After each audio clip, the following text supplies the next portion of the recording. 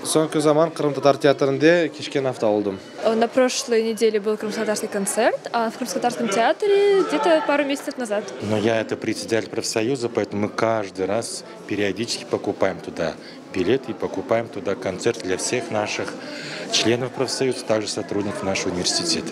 Aslında men Kırım-Tatar konsertlerini ve teatrlarını, numayışlarını pek beğendim. Onlarını kaçırmamaya tırışam. В Крымско-татарском театре я уже давно не был, несколько лет, а вот по поводу концерта люди-то организуют вечеринки, там наши артисты. И вот на подобных мероприятиях я часто бываю. Эм концертке сонки кере кышта барган едим.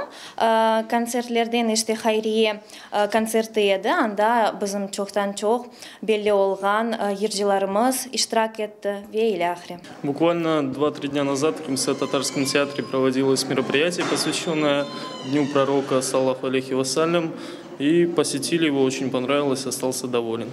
Сонки сефер мен Крым-татар театрыне учай версі барған еді, ве анда ана йорыгы спектаклі нумайыш етілген еді. Ве бір эвелесі мен хайрия концертінде олдым, іштен бұл. Мен сонки сефер, білмеймін, çok oldu, енді бір ай деймін, бір ел, бір buçuk ел oldu. Çünkü бармағаным себебі білесіңіз ме? Олардың Крым-татар жалап еткенін мен бегенмеймін. Олар Крым-татар жалап етмейлер. Олар Крым-татар тілін, не десем, хараплайлар, более еңгілден айтсам.